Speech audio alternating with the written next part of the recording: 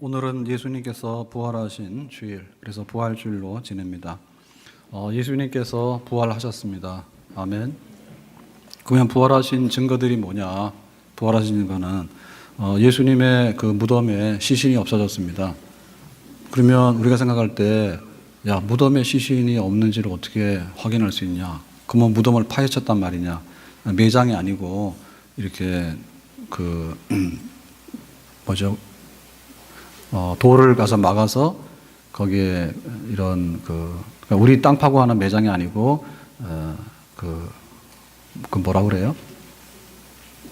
예, 동굴 같은데 이렇게 그런 게다 시신을 넣거든요. 그러니까 단순하게 그냥 이렇게 앞을 막아서 이렇게 시신을 장례를 해요. 그러니까는 가서 이렇게 열고 보니까 없었더라 했죠.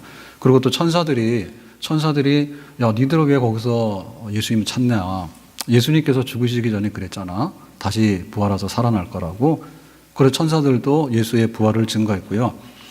그리고 이제 제자들이 못 믿겠다 그렇게 하니까 모여있는 곳에 와서 예수님께서 나타나셔서 말씀하셨어요. 그러니까 제자들이 예수님하고 다 봤고요. 그리고 또 이제 의심 많은 도마가 나는 거기 없었다. 나는 못 봤으니까 못 믿어 이러니까 또 예수님께서 도마 있는 자리에서 나타나셨죠. 그래서 지금 손에 여기 창, 못자국, 옆구리에 창, 또 손에 못자국 난 걸 봐라. 그렇게 보여주시면서 보지 못하고 믿는 자가 복이 있는데 네가 그렇게 의심하면 되냐? 이 말씀하셨고, 그리고 이제 그 12제자만이 아니라 또 다른 그 12사도가 아닌 제자들도 많죠. 예수님 따랐다는. 그 중에 이제 엠마오로 가는 제자들이 있었는데 그 제자들은 예수님 죽어서 틀렸어. 우리 가자. 고향으로 가는 길에 누군가 와서 니들 왜 그러냐고 그러고 성경 말씀을 이렇게 설명해 줬는데 눈을 뜨고 보니까 그분이 바로 예수님이에요. 그래서 다시 엠마오로 가는 제자들이 예루살렘으로 돌아가서 예수 부활을 증거하는 그런 자리에 있게 됐고요. 또 그것만이 아니라 갈릴리 바다에 가서 제자들이 고기 잡을 때 또 예수님께서 나타나셨죠. 그래서 거기 고기 잡아라 해가지고 그 고기를 잡은 걸 가지고 함께 제자들하고 또 식사도 나눴다 이렇게 했고, 그 다음에 이제 부활하신 예수님께서 어느 날 갑자기 막 없어진 게 아니라 하나님 보호자 우편으로 승천하셨대. 그때도 보면은 감람산에서 제자들을 모아놓고 보는 데서 내가 다시 올 것이다. 다시 오실 것이다. 그리고 약속하고 이제 승천하셨는데 그때 이제 마지막으로 부활하신 예수님께서 모습을 보여주셨고 그랬습니다. 그럼 우리가 증인이라고 하는 것은 두세 사람이면 충분해요. 그런데 여기 증인은 너무 많아. 그리고 어떤 경우에는 500명의 성도들이 있는 자리에서도 예수님께서 나타나셨어. 그러니까 예수님의 다시 사신 것은 본 사람 목격자들이 너무 많아서 사실이다. 역사적인 사건이다. 그래서 예수님이 부활했다고 우리는 믿습니다. 아멘. 그러면은 그 예수님의 부활을 믿는데 그럼 우리는 부활하느냐라는 두 번째 질문에 우리가 부활한다 그러죠. 예수님의 죽으심은 우리의 죄를 대신하는 죽으심이고 예수님이 다시 사신 것은 죄가 없어졌다, 의롭다 하는 것을 우리의 의를 위해서 예수님께서 부활하신 것이에요. 그러니까 예수님의 부활하고 우리의 부활하고는 깊은 밀접한 생명의 연합이 되어 있는 거예요. 사실은 예수님께서 죽을 이유가 없어요. 예수님 혼자라고 한다면 예수님은 죄도 없는 분이고 죽어야 될 이유가 없고 따라서 예수님이 다시 살아야 될 이유도 없는 거죠. 근데 예수의 죽으심은 우리를 위하신 것, 예수님의 다시 사심은 우리를 위하신 것. 그러니까 예수님께서 부활하셨기 때문에 우리의 부활이 그 안에 약속되어 있다. 이걸 뭐라 하냐면 부활의 첫 열매라예요. 첫 열매가 열리면 올해도 이제 딸기가 나오는구나. 그러면 이제 봄이 된 거예요. 올해도 수박이 나오는구나 하면 수박이 나오는 거예요. 물론 그런 좀 혼동은 들지요. 한겨울에도 수박 나오느냐? 그럴 때 애들은 동그라미 치잖아요. 하우스에서 나오는데. 하여튼 간에 맞긴 맞지만 밭에서 나오는 수박 없잖아요. 근데 수박의 첫 물이 나오면 그 다음에 이제 끝날 때까지 계속해서 수박 나오는 거죠. 그러니까 예수님의 부활은 첫 열매. 그럼 우리도 뭐냐면 좀 있으면 우리도 부활에 참여하게 된다. 조금 기다리라는 거예요. 기다리라는 거예요. 자, 그래서 예수님의 부활을 믿는 우리들은 우리도 부활할 것을 믿는다 그랬습니다. 근데 신기하게도 고린도 교회 교인들은요 예수님의 부활을 믿었는데 우리 성도들의 부활은 안 믿었어요. 고린도 교회가. 그래서 사도 바울이 고린도 교회에다 편지를 쓰면서 편지 목회죠. 서신 목회죠. 고린도 교회에 일반 성도들의 부활을 안 믿는 것에 관해서 가르치는 거예요. 그게 지금 우리가 읽은 고린도전서 15장의 내용이에요. 그러니까 성경에 보면 굉장히 특이한 주제를 가진 성경이 들어 있습니다. 사랑장. 그런데 그 유명한 사랑장보다 유명한 게 뭐냐면 고린도전서 15장의 부활장이에요. 바울이 부활에 관해서 싹 다 얘기하는 거예요. 여기다 모아놓고. 자, 그랬을 때 고린도 교인들은 왜, 우리 성도들은 왜 부활 안 한다 했느냐라고 할 때 부활이 싫어. 부활이 별로 기다려지지 않아. 그건 왜 그럴까? 사람이라는 것은 그 시대의 산물이에요. 그 시대의 풍조와 그 시대의 철학의 영향을 받고 있어요. 그러니까 그 헬라 철학의 영향 중에는 어떤 것이 있었는가 하면 이원론, 영혼이라고 하는 것은 너무너무 거룩하고 정말 신성한 거야. 영혼이라는 것은. 그러니까는 천국에 들어가서 구원을 받아야 돼. 이렇게 생각했고요. 사람의 육체라고 하는 것은 더럽고 추해서 너무나 죄의 덩어리고 이거는 육체를 가두는 감옥이다라고 생각을 했어요. 그러니까는 영혼하고 육체는 너무나 이게 물과 기름이야. 같이 있으면 안 되는 거야. 그러니까 지금 우리가 육체와 함께 영혼이 있다라고 하는 얘기는 너무 고달퍼. 뭐 때문에 고달프느냐? 육체 때문에 고달퍼. 그게 이제 이원론의 생각이에요. 그러니까 고린도 교인들은 거기에 영향을 쫙 받아가지고 예수님의 부활 믿어요. 다 아멘했습니다. 우리 성도들의 부활은 사양하겠어요? 안 해요. 왜냐하면 지금 우리 육체가 너무나 우리를 가두고 있고 우리에게 문제 일으키는 문제 덩어리인데 이 육체가 다시 살아난다고 하는 것은 이거는 정말 우리에게 있어서 어떤 선물이나 우리에게 있어서 어떤 좋은 것이 아니라 불길한 것에 우리가 너무 싫어했던 것에 두 번째 참여하는 거라. 이러니까 우리 부활 싫다 해가지고 우리 일반 성도들의 부활을 안 믿은 거예요. 그래서 바울은 그거를 설명합니다. 우리 성도들의 부활에 관해서 너희들이 굉장히 걱정을 하고 이렇게 환영하지 않는데 그거는 잘못된 거다. 그럼 어떤 몸으로 부활할 것인가에 대해서 얘기하거든요. 알맹이가 있다. 그런데 알맹이가 씨잖아요, 씨. 씨앗이 땅에 떨어져서 죽으면 없어지는 게 아니라 나중에 싹이 나요. 그래서 그것이 나중에 꽃이 피게 되고 나중에는 하나의 열매를 내게 되고 그것의 실제 형체를 나타내게 돼요. 자, 예를 들면 수박 씨앗이 있습니다. 수박 씨 있죠? 씨 없는 수박도 있는가요? 이제 수박 씨가 있다 치잡시다. 그러면 수박 씨를 보면서 자, 이것이 앞으로 어떤 형체를 가질 것인가에 대해서 알 수 있는 사람은 아무도 없어. 그런데 우리는 그냥 항상 경험을 했기 때문에 이게 수박씨에서 나온 수박이다라고 하기 때문에 그렇게 믿는 것이지 수박씨, 사과씨, 호박씨 놓고서 야, 여기서 뭐가 나올 건가를 생각하라고 그러면 우리는 답을 못해요. 그러니까 우리가 그 씨앗이 있는데 씨앗은 죽는다.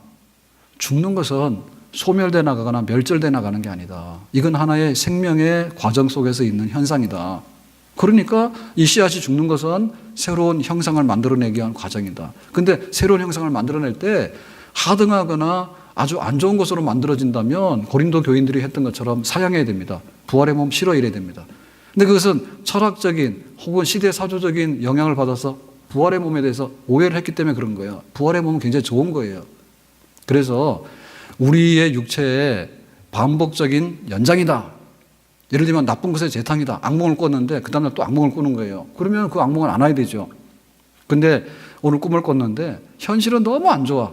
근데 꿈을 꿨더니 너무너무 좋아. 그럼 뭐예요? 꿈 깨지 말아야 될 것을. 그런 생각하죠. 그 다음에 그런 꿈을 2번 꿔봤으면 이렇게 생각할 거 아니에요. 그래서 그 부활의 몸의 실제적인 영광이 뭔가에 대해서 바울은 그렇게 설명하는 거죠. 이 씨앗을 보면 아무것도 아닌 것 같지만 이 씨앗이 나중에 나타날 영광을 봐라. 우리의 썩을 몸이 썩지 아니할 몸으로 다시 살고 우리의 욕된 몸이 정말 욕되지 않은 몸으로 다시 살고 우리의 병약한 몸이 다시는 병을 모르는 몸으로 다시 살고 우리의 그 흙에 속한 이런 몸이 하늘에 속한 몸으로 다시 살고 그래서 부활의 몸이라고 하는 것은 지금 몸의 형체를 가지고 있지만 불연속성 다시 말하면 초월적인 그런 하나님의 생명 공급으로 인해 가지고 지금하고는 전혀 다른 성질을 가진 부활의 몸으로 우리가 다시 살아나게 된다. 그것은 우리에게 선물이고 우리가 마지막에 꿈꾸는 마지막의 꿈입니다. 아멘. 주름살 피시느라고 또 고생 많으셨죠. 네? 화장도 많이 하고 화장품도 많이 쓰고 가서 또 병원 가가지고 또 막 주름도 피고 하는 돈 많이 들였을 것 같은데 머리 빠지느라고 고생 많죠. 네, 머리 빠지는 거 안 하려고 그 비싼 샴푸를 쓰고 저는 머리 빠지지 말라고 약도 먹습니다. 그럼 우리가 뭐예요? 보다 나은 우리 몸에 대한 유지 내지는 향상. 근데 우리는 아무리 잘해도 나이는 못 속여요. 뭐 허리 구부러지고 뭐 퇴행성으로 오는 거에 대해서 사실은 뭐 인공관절을 하지만은 인공관절 자체가 청년의 관절보다 좋은 건 아니죠. 그러니까 솔직히 말해가지고 우리의 꿈이잖아요. 안 그렇습니까? 10년 더 살기 위해서 얼마나 노력하는지 모르죠. 건강 100세라 100세를 살고 싶은데 산소끼 꽂고서 사는 것은 싫어. 건강하게 살고 싶어. 그래서 예수 믿으면 구원을 받는데 우리의 몸이 불연속적인 하나님의 초월적인 생명의 주입으로 인해 가지고 새로운 몸으로 살아난다고 하는 것은 우리가 거절해야 될 게 아닙니다. 아멘. 우리가 환영하고 소망해야 될 것입니다. 아멘. 다만 그것이 진실하냐라고 하는 게 문제예요. 진실하냐라는 게 문제입니다. 그런데 성경에 보니까 예수님의 부활하심이 확실하고 예수님의 부활하심은 우리의 생명의 부활을 위해서 천일매로 부활하신 것이 맞다고 한다면 우리가 정상적인 믿음을 갖고 있으면 장차 약속하신 그날에 우리가 부활의 몸으로 다시 살게 되는 그런 약속이 우리에게 실현이 되는 줄로 믿습니다. 그래서 지금의 우리의 몸은 장막집이라 했어요. 장막집은 천막이에요. 그러니까 수리도 해야 돼요. 그리고 자연적으로 퇴행을 밟아가요. 천막이라고 하는 것은 세월 지나면 그냥 구멍이 뚫리고 비가 새요. 바람 불면 쓰러지고요. 그게 장막이에요. 근데 장차 우리가 있게 되는 부활의 몸은 하나님께서 손으로 직접 지은 하나의 영원한 집이다. 그래서 이 영원한 집을 맨션이다 그랬어요. 그러니까 우리는 우리의 소망하는 것이 많은데 내가 안 아프고 건강했으면 좋겠어. 머리도 안 빠졌으면 좋겠어. 주름살도 안 졌으면 좋겠어. 그리고 피부도 너무너무 애처럼 고왔으면 좋겠어. 소원을 제가 다 이루어드리겠습니다. 조금 기다리세요. 부활의 몸에 참여하게 되는 그날에 정말 새로운 생명으로 다시 살게 되는 하나님의 약속이 우리에게 임하는 줄로 믿습니다. 그러면 그 부활은 왜 오늘 하면 되지? 부활절인데 우리 다 부활하면 되잖아. 그런데 왜 부활 안 하느냐? 부활하게 되면 부활한 성도들하고 우리가 같이 앉아 있잖아요. 그러면 약간 수준차가 많이 납니다. 그래서 우리가 매우 불리합니다. 매우 불리합니다. 그리고 부활한 성도들이 2015년도 부활, 2016년도 부활, 오늘 한 사람 부활, 어떨 때는 100사람 부활 이렇게 되면 이거는 나 하나로 볼 때는 내가 빨리 부활했으면 좋겠다라고 생각하지만 그렇지 않은 거예요. 왜냐하면 하나님께서 이 세상을 지었을 때, 하늘과 땅을 지었을 때, 사람들을 살게 하실 때 이게 바로 하나님 나라예요. 하나님 나라도 현재적으로 이루어지고 있는 하나님 나라도 대단한 나라입니다. 다만 인간들이 이걸 관리를 잘못해가지고 부실해가지고 죄를 지어가지고 엉망이 돼버렸는데 그럼에도 불구하고 대단해요. 대단해. 그러니까 지금의 이 역사도 그냥 부활한 사람이 끼어들어가지고 이렇게 해야 될 그런 게 아니에요. 그러니까 부활한 사람들은 한 번에 부활해가지고 그때 부활한 사람들이 다스리는 하나님 나라가 임하게 된다라고 얘기했고 지금의 보통의 출생법에 의해서 우리가 강건하면 70여 80여 살아가는 이 일반적인 역사도 굉장히 소중하고 굉장히 복이 있는 역사입니다. 하나님의 뜻이 여기에 지금 있습니다. 지금 현재 삶에 있어서도. 그렇기 때문에 그냥 나 편한 대로 나는 부활하고 이렇게 하는 게 아니라 한 사람씩 한 사람씩 이렇게 불규칙적으로 하는 게 아니라 마지막 날에 한 번에 부활해서 하나님께서 부활한 사람들을 통치하고 다스리시는 새 하늘과 새 땅 완전한 하나님의 나라가 그때 임하게 되는 줄로 믿습니다. 그러니까 이거 못해서 그런 게 아니라 미루고 있는 것은 그 부활에 참여하기를 원하는 하나님의 뜻이 우리에게 전달이 되어져서 우리가 거기에 참여하라고 하는 뜻이에요. 아멘? 네. 그러니까 하나님이 못해서 뭔가를 약속해 놓고 약속 이행을 안 하는 게 아니고 그때 이룬다 했기 때문에 하나님의 약속을 안 하는 게 아니에요. 이루지 않는 게 아니에요. 그때 이루어진다 했기 때문에 그것은 하나님이 약속하시는 대로 우리가 소망 중에 기다리는 것이 우리의 온전한 태도인 줄로 믿습니다. 그럼 그날은 잘 모른다는 얘기죠. 그 답이에요. 부활하는 날은 예수님의 재림하는 날인데 재림하는 날을 알려주면 난리가 나요. 전부 다. 그렇기 때문에 재림하는 날 부활의 날이라는 것이 맞아요. 그러면 그때 한 번에 어떻게 부활하느냐라고 하는 데 대해서는 또 바울이 답을 해줘요. 호련히 변화되리라 했어요. 호련히. 자, 우리가 이렇게 볼 때 일반적인 사람이 하나 태어나려고 하면 지금 태중에서 10달인가 있어야 되잖아요. 그렇죠? 그러면은 죽어서 흙으로 돌아간 사람이 하나 회복돼서 일어나려면 얼마나 걸릴까? 아무도 안 해봐서 모르죠. 한번 해보실래요? 우리의 실력으로는 1년 기다리고 10년 기다리고 100년을 기다려도 안 일어납니다. 근데 하나님께서는 그 새로운 부활의 몸을 일으키는데 정말 눈 깜빡할 순간에 일으킨다 했어요. 그리고 부활에 참여하게 된 사람이 수천, 수억이라 하더라도 그것도 역시 똑같이 눈 깜빡할 순간에, 그게 바로 오늘 성경에서 말하는 홀연이에요. 홀연이. 그러니까 우리가 표현할 때 제일 짧은 순간을 눈 깜빡할 순간이라 해. 근데 사실상 보면요, 지금은 장비들이 더 발달해가지고 카메라 셔터가 눈 깜빡할 순간보다 더 빠르죠. 모르시는가요? 네, 눈 깜빡할 순간에 이렇게 사진 찍어지면요, 그 사진은 굉장히 기능이 안 좋은 겁니다. 지금 빛이 들어가는 그런 거, 셔터가 이렇게 그 순간 찍는 것은요, 굉장히 발달됐기 때문에 하여튼 간에 홀연이라고 한 말은 눈 깜빡할 순간인데, 그 눈 깜빡할 순간은 뭐냐면 시간으로 쪼개도 쪼갤 수 없는 그 짧은 순간에 걱정 안 하셔도 돼. 하나님의 능력으로 모든 죽은 자들이 다시 살게 되는 부활의 생명이 나타나게 될 것이다. 그래서 여기에 대해서 한번 해보자라고 하면은 지금 현재는 보여드릴 수가 없어요. 근데 어느 목사님이 이런 설명했더라고요. 사람이 텐트를 치고 야영을 하는 거야. 텐트 속에 들어가 있어. 그죠? 그러면 사람이 있는 거죠. 그죠? 근데 눈이 왔어. 밤중에 눈이 왔어. 그랬더니 텐트를 눈이 다 덮어가지고 텐트가 보이지 않는 거야. 사람들 어디 갔을까? 그래서 얘들아 살아있니? 그러면은 텐트의 문을 열고 한번 나와봐 했더니 텐트 문을 열고 눈을 툭툭 털고 딱 나오는 거야. 그러니까 한순간에 뭐예요? 네, 안 보이던 사람들이 순간에 보이잖아요. 우리가 만약에 상상력을 동원한다면 그런 게 되겠죠. 부활의 몸이라는 것이 얼마나 신령하고 얼마나 고등하고 얼마나 완전한 생명인가. 그리고 부활의 순간이라는 것이 하나님이 세상을 만드신 하나님께서 죽은 자를 살려내는 그 사건이라는 것이 얼마나 눈 깜빡할 순간에 하나님께서 아무런 문제 없이 우리에게 새로운 생명을 일으키는 사건인가. 거기에 대해서 우리는 성경대로 그렇게 믿습니다. 아멘. 그러므로 58절이 맨 마지막 절이에요. 그러므로 내 사랑하는 형제들아, 이 형제들은 고린도 교인이죠. 그리고 예수 믿는 우리들이죠. 그러므로 사랑하는 모든 성도들이요. 그러므로라고 하는 말은 뭐냐면 부활에 관해서 알았냐? 부활에 관해서 진짜 믿고 있냐? 이 말입니다. 견실하며 흔들리지 마라 이 말입니다. 그러니까 우리가 믿는데 부활을 믿어야지, 믿어요. 아멘 그랬는데 사실은 아무것도 내용이 없이 부활 믿는다 하면 안 됩니다. 예수님의 부활에 관해서 정말 잘 믿어야 돼요.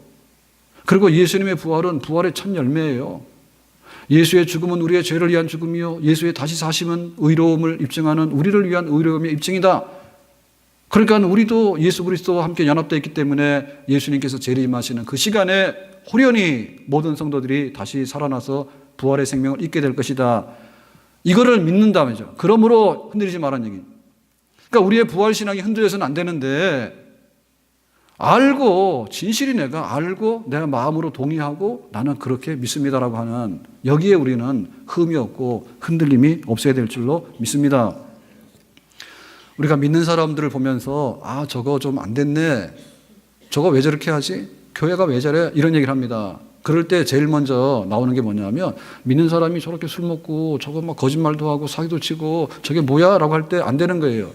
일단 눈에 보이는 문제가 뭐냐면 윤리 도덕의 문제예요. 그러니까 그런 흠이 있으면 안 됩니다. 근데 윤리 도덕의 흠보다도 더 치명적인 흠이 있어요. 그게 고린도 교회가 가졌던 예수님의 부활을 믿는 것 같은데 나의 부활과 우리 성도들의 부활을 잘 안 믿고 모른다는 거. 아니 오히려 그런 부활은 깨름칙한 거야. 내가 왜 그런 부활을 해. 지금 잘 먹고 잘 살아야지. 고린도 교회처럼. 그게 진짜 문제 그리스도인이에요. 우리가 교회를 보면 이랬습니다. 아, 어느 교회가 좋을까? 좋은 교회. 온갖 얘기를 다 합니다. 좋은 교회. 자, 좋은 교회에 있어서요. 좋은 교회를 꾸미고 있는 어떤 그 장식품이나 액세서리라 떼내야 됩니다. 사실 그건 별로 중요한 게 아니에요. 예? 그럴 때 마지막에 가서 이게 교회냐 아니냐라고 하는 거, 이게 기독교 교회냐 아니냐라고 하는 것은 뭘까 도대체? 그것은 예수님의 부활을 믿는 부활의 신앙을 가진 성도들이 모여 있으면 진짜 교회. 그런데 나머지는 다 가지고 있는데 성경도 알아. 믿기도 해. 그리고 굉장히 적극적이라. 그리고 막 재능도 있어. 근데 나의 부활에 관해서 나는 몰라요. 나는 안 믿어요. 아니, 그때 부활하는 건 싫으니까 지금 사는 데 있어서 돈 한 푼이라도 도와달라고. 만약에 이걸 가지고서 우리 교회를 자랑하고 우리 교회가 평가받기를 원한다면 이것도 가짜교회. 가짜교회입니다. 우리가 계명을 놓고 볼 때 뭐가 제일 중요하냐면 1계명 중요해요. 내 앞에 다른 신 두지 말아 있어요. 그걸 우상숭배하는 거 안 됩니다. 그게 우리의 신앙의 진짜나 가짜를 판단할 수 있는 가장 중요한 계명이잖아요. 이건 10계명이고요. 우리가 믿음에 있어서 우리 믿음이 정성적이고 우리 교회가 정성적이라고 하는 것을 판가름할 수 있는 더 중요한 것이 뭐냐면 죽은 지 3일 만에 다시 살아나시고, 어디서 많이 들었습니다. 사도신경 고백했잖아요. 지금 내 입으로. 저리로서 하나님 보좌 우편에 앉아 계시는데 지금 현재 거기서부터 다시 오시리라. 재림. 성탄절만 하면 안 돼요. 예수님 마구간에 태어나셨다고 마구간만 뒤지면 안 된단 말이에요. 보좌 우편에 계시는 그리스도께서 다시 오시리라. 재림. 그건 뭐합니까?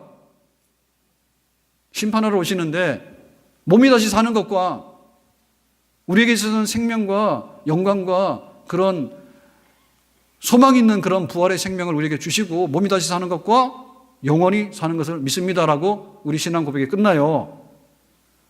그러니까 이 신앙 고백이 있느냐라고 하는 것의 핵심은 뭐냐면 부활 신앙이에요. 타 종교하고 우리를 비교할 때 야, 거기 가면 복 받냐? 교회 가면 복 받냐? 그 교회 가면 복 받냐? 우리 교회 가면 복 받냐? 거기 가면은 잘생긴 사람 많냐? 우리 교회 가면 잘생긴 사람 많냐? 이건 별로 중요한 게 아니에요. 구분이 안 되는 거야, 이거는. 진짜 우리가 세례를 받았고 내가 그리스도인이 됐다 한다면 예수님과 연합되어 있는데 예수님 내 죄를 위해 죽으시고 예수님 나의 의를 위해서 살아나시고 나에게 생명 주시기 위해서 먼저 부활하셨어요. 그러면 기다려라. 우리에게 그런 생명을 주시는 줄로 믿습니다. 이것 말고 그리스도인이라는 게 뭐가 있습니까? 그리고 이것이 너무 크기 때문에 이거는 뺏길 수가 없는 거예요. 내가 다른 것은 양보할 수 있거든요. 그렇지만 내 신앙의 소중한 거, 내가 기독교인으로 살아야 되는 거, 내가 와서 예배를 드려야 되는 거, 내가 지금 이렇게 살아가는 모든 것에 있어서 정말 나에게는 하나님께로부터 구원을 받았는데 그 구원받은 것에 관해서 보따리 펴봐라 하면은 펴야 되잖아요. 학교 가서 뭐 배웠니 했더니 배운 거는 말도 안 하고 친구랑 장난치고 뭐 빵점 맞은 거 이런 거나 가져오는 거야. 그러면 도대체 이게 뭐가 되는가? 우리가 구원을 받았습니다. 구원받았다는 얘기는 건져내서 구해냈다는 얘기입니다. 뭘 건져냈느냐? 만약에 우리가 건져냈는데 한강 가서 빠져 죽은 사람 건져냈어. 그거는 생명의 구원이에요. 박수 받을 일이에요. 근데 한강에 가서 쓰레기 하나 건져냈어. 별로 박수 받을 일 아니에요. 수고는 했지만은. 우리의 구원이 뭐냐? 우리의 구원에 관해서 내가 받은 바 구원이 뭐냐라고 할 때 내가 결혼했어요. 뭐 그런 말 하잖아요. 너 나하고 결혼해가지고 내가 너를 구원한 줄 알아. 이렇게 말할 때 밥이나 줬다 해가지고 구원이라 하면 됩니까? 에? 결혼했을 때 정말 사랑을 줬어. 언제나 변함없이. 잘 안 됩니다. 그런 걸 주면은 그래 결혼해서 참 내가 행복하게 살게 돼서 고맙다 이렇게 얘기를 하는데 뭐 밥 한 그릇 주고는 실컷 말이야 학대하고 말이야 막 이래 해놓고는 너 나한테 구원받은 줄 알아 이러면은 참 허탄하잖아요. 그러니까 우리의 구원이 뭐냐라고 할 때 구원은 우리가 그토록 바라고 소망하는 죽는 것을 무서워하고 죽는 것을 싫어하고 늙는 것도 싫어가지고 그렇게 돈도 말해 드리고 말이야. 네? 온갖 걸 다 하는데 솔직히 말해서 그것이 진짜 다시 사는 게 있느냐 없느냐가 중요한데 다시 산다 한다면 거기에 관해서는 우리가 아멘이고 할렐루야하고 고맙고 감사하다 이렇게 받아들이는 정말 우리가 부활의 생명을 얻었다고 하는 예수님께서 주신 게 그거거든요. 부활의 생명 줬는데 아니 갔더니 밥 주던데 이렇게 말하게 되면 그것은 우리의 구원이 없는 거죠. 너무나 허탄한 것이죠. 그래서 우리의 부활의 신앙이 조금도 흔들림이 없는 그런 진정한 신앙이 되어야 될 줄로 믿습니다. 아멘. 그러면 어떻게 할 것인가? 그러므로 내 사랑하는 형제들아 견실하며 흔들리지 말며 그 다음 뭐라 했습니까? 항상 주의 일에 더욱 힘쓰는 자들이 되라 그랬거든요.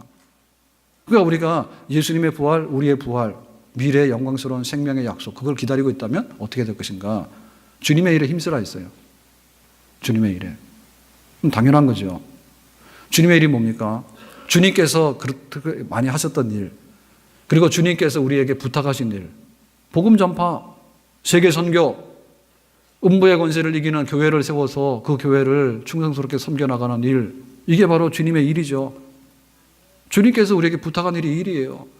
다시 사신 예수님께서 내가 다시 올 때까지 너희들이 교회를 세우고 교회를 섬기고 또 선교하고 전도하고 하나님 나라가 확장되게 해서, 그때 예수님께서 재림하셔서 정말 다시 살리시는 부활의 그 성도들이 많아지게 하고 하나님 나라가 그때 완전히 임하도록 하는 거, 그런 일을 너희들이 건설하도록 해라 라고 부탁한 거, 그 일에 힘쓰는 겁니다.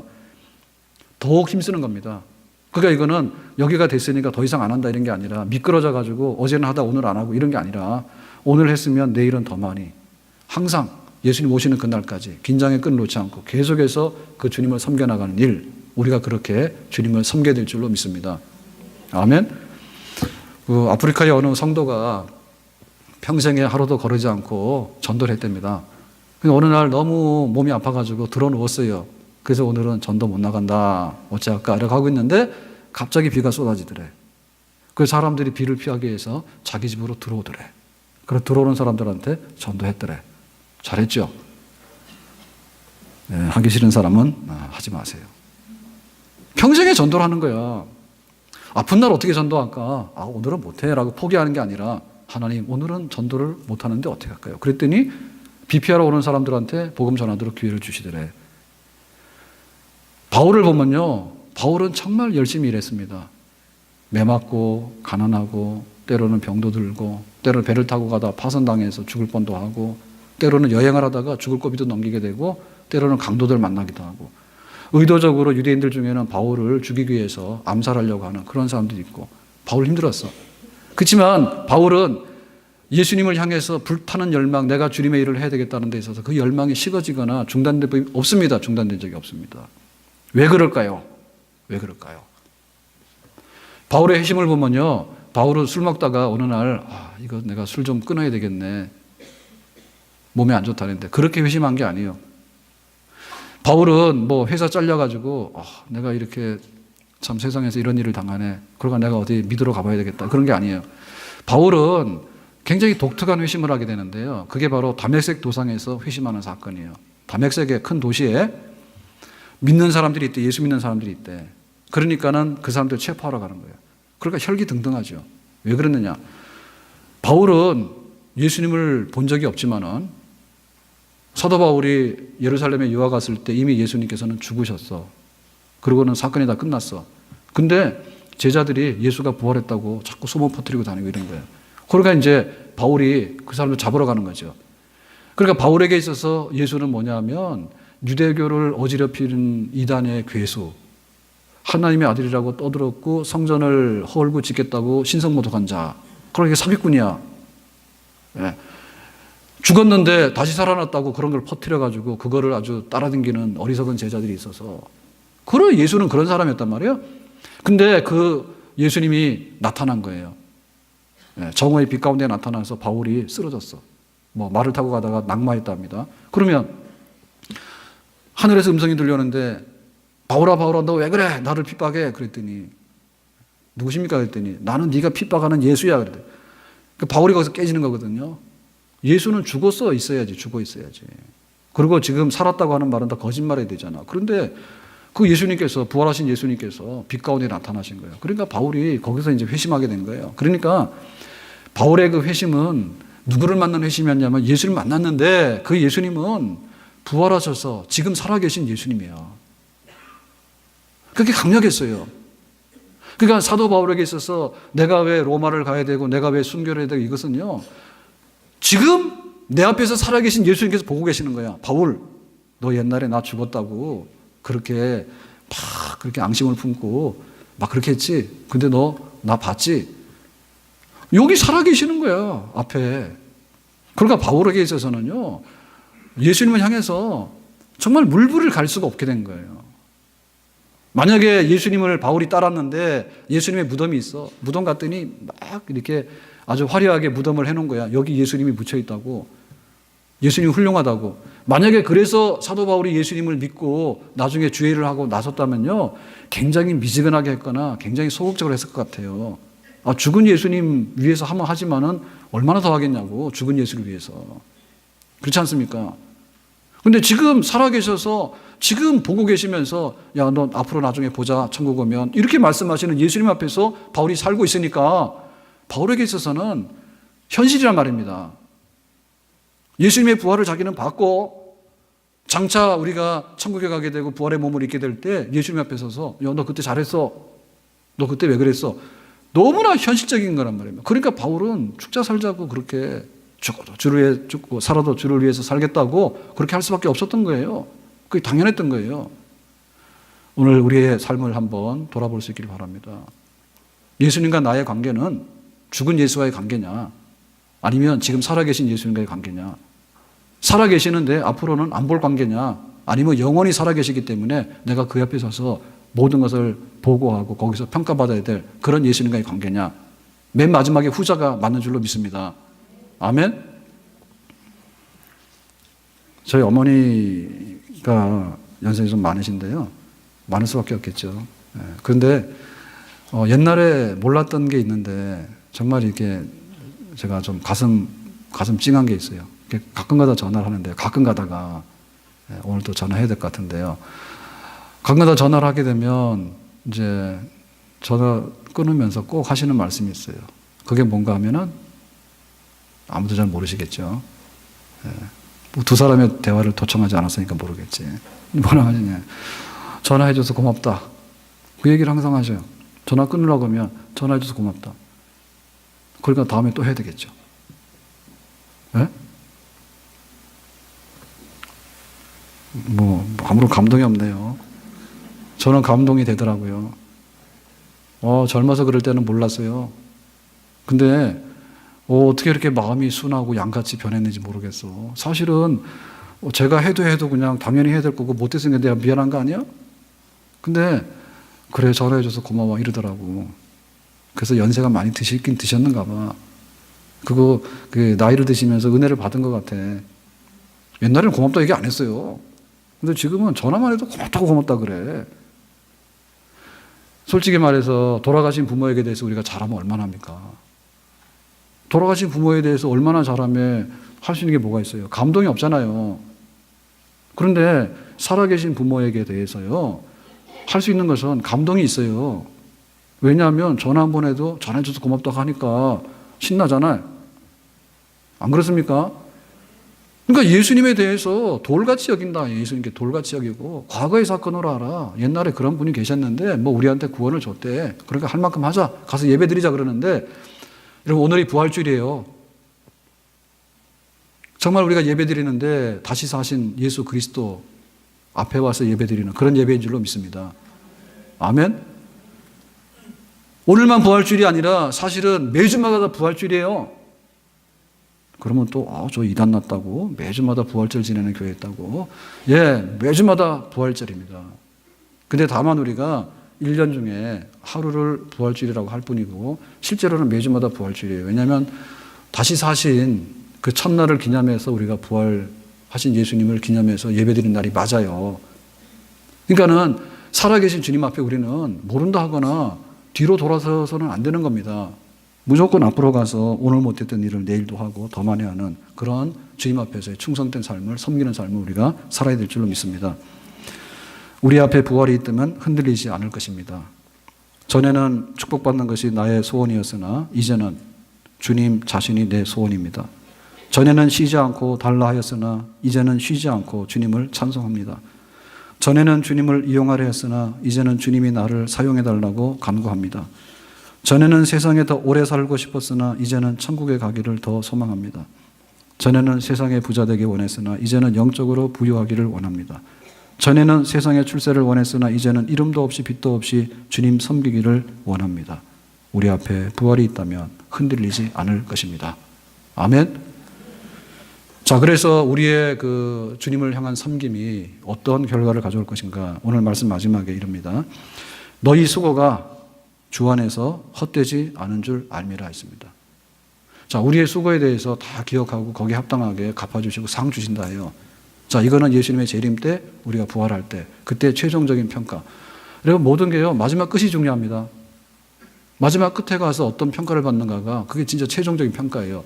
그랬는데 이 평가는 뭐냐면 주 안에서 그랬거든요. 부활하신 예수님 안에서. 예수님께서 부활하셨기 때문에, 우리가 부활하기 때문에 주님께서 우리에게 마지막 평가의 자리를 갖게 되는데, 그때 주님 안에서 수고한 것에 대해서는 헛된 것이 하나도 없다. 버릴 것이 아무것도 없다. 합당한 상을 주실 것이다. 아멘. 그러니까 우리는 굉장히 허비적인 것을 하는 게 아니라 굉장히 생산적인 것을 하는 것입니다. 아멘. 우리가 세상에서 투자 대비 그 결과 수익이 있는데요, 거기에 대해서 생산성이 없는 일을 하면 안 돼요. 괜히 힘썼는데 아무것도 안 남고, 돈 썼는데 아무것도 안 남고, 그런 일 하면 안 됩니다. 정말 남을 만하고 평가받은 일을 하는 것이 우리가 우선으로 해야 될 일이거든요. 그렇기 때문에 주님 안에서 하는 일이 온전하게 보장이 되어지고, 주님 안에서 하는 일이 평가받을 때 가장 합당하고 가장 많은 것으로 우리에게 상 받을 수 있고 인정받을 수 있는 그런 일이 되겠습니다. 아멘. 우리는 그것을 믿습니다. 아멘. 우리의 직분을 감당하세요. 교회라고 하는 것은 지금 우리가 지금 출입하고 있는 교회는 조직된 교회라 해요. 조직된 교회. 그러니까 이 조직된 교회는 기본적으로 조직이 이루어지려고 하면 담임 목사님은 누구지? 위임된 목사님 누구지? 그 다음에 우리 장로님들은 누구지? 우리 집사님들, 권사님들 누구지? 우리 세례교인들은 누구지? 이게 확인이 돼야지 조직교회가 쓰게 되는 거예요. 그러니까 나의 헛되지 않은 미래를 향해서 제일 처음에 생각해야 될 것이 뭐냐면, 나의 자리가 뭐냐? 나의 직분이 뭐냐? 내가 세례교인이면 세례교인의 책임을 다하고 거기에 대해서 나중에 헛되지 않은 상을 받아야 될 것이고요. 우리가 집사, 장로, 권사가 되면 재직이에요. 목회자는 목회자예요. 그렇기 때문에 우리가 받은 바 직분에 대해서 일단간에 제일 기본적인 평가를 받게 될 것이기 때문에 이 일에 충성을 다하게 되면 가장 수익이 좋고 미래에 희망이 있는 그런 결과로 우리에게 보상받게 되는 미래가 열려지게 되는 줄로 믿습니다. 아멘.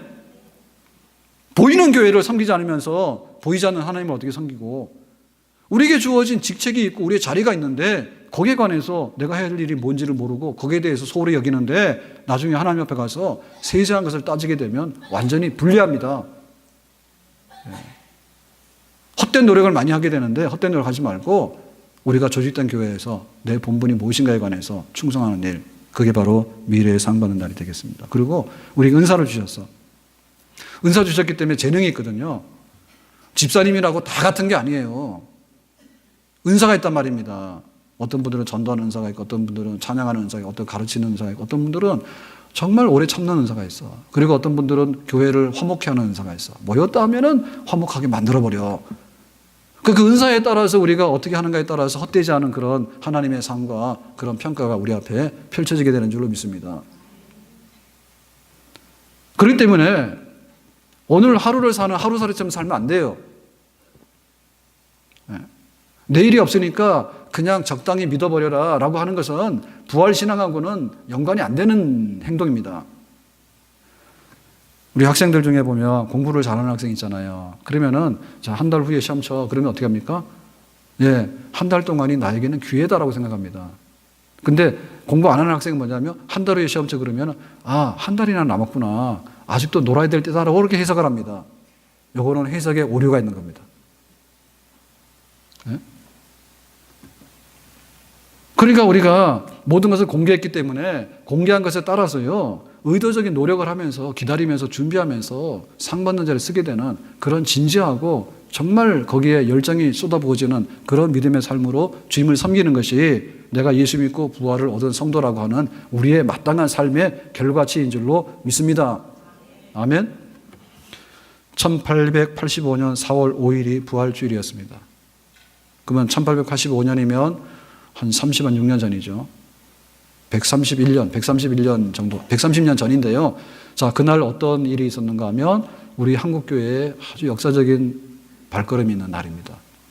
제물포항에 언더우드 선교사와 아펜젤러 선교사 부부가 배를 타고 내리는 그날 부활주일 아침. 자, 그때 그 항구의 그 분위기, 그 소감에 대해서 이렇게 말을 하고 있습니다. 날씨는 흐리고 음산했고 환영하는 사람은 없었고 환영 인사말도 없었다. 지구의 끝은 아니라 할지라도 정말 먼 곳을 왔는데 입항한 이곳은 황량하기만 하다. 그래서 이제 그날 그 배에서 내리면서 기도를 했는데 양화진에 있는 아펜젤러 선교사의 묘비에는 그날 기도를 이렇게 기록하고 있습니다. 우리는 부활주일에 여기에 왔습니다. 이날의 죽음의 철장을 부수신 주님께서 이 백성을 얽매이고 있는 줄을 끊으시고 그들에게 하나님의 자녀들이 얻는 빛과 자유를 누리게 하소서. 그러니까 그 선교사가 왔을 때 첫 발을 내딛을 때 너무 황량했고 이 땅은 어둠의 땅이야. 하나님 모르는 땅이잖아요. 근데 부활하신 예수님의 그 은총이 이 땅의 어두움을 빛으로 사망을 생명으로 만들어내기를 바라는 그런 기도하는 발걸음으로 미약한 첫걸음을 내딛었어요. 근데 오늘날 이런 놀라운 그런 은혜와 결과들을 우리가 누리고 있잖아요. 그러니까 우리가 주 안에서 수고한 것이 오늘은 아니라 할지라도 1년 후에 나타날 수 있고 오늘은 아니라 할지라도 100년 후에 나타날 수 있어요. 100년 후에 안 나타난다 할지라도 마지막 날 주 앞에 서게 되는 날에는 다 나타나게 되는 줄로 믿습니다. 아멘. 오늘 말씀 맺겠습니다. 우리가 부활주의를 즐거워하면서 기쁜 날로 모였는데 정말 나에게 있어서 부활 신앙이 있는가? 그리고 부활 신앙이 있다면 내가 예수를 이렇게 믿고 있겠는가? 오늘 이 말씀 앞에서 아멘, 예라고 대답하고 더 진실하게 주님을 섬기는 그런 백성들이 다 될 수 있기를 예수님의 이름으로 축원합니다. 기도합니다. 하나님 오늘 부활주의를 허락해 주신 것 감사합니다. 우리에게 부활 신앙 가지고 부활의 그 생명력 있는 삶을 우리 삶 속에서 실현해 나가는 그런 진정한 믿음의 사람들 다 될 수 있기를 원합니다. 예수님의 이름으로 기도합나이다. 아멘. 다 일어나.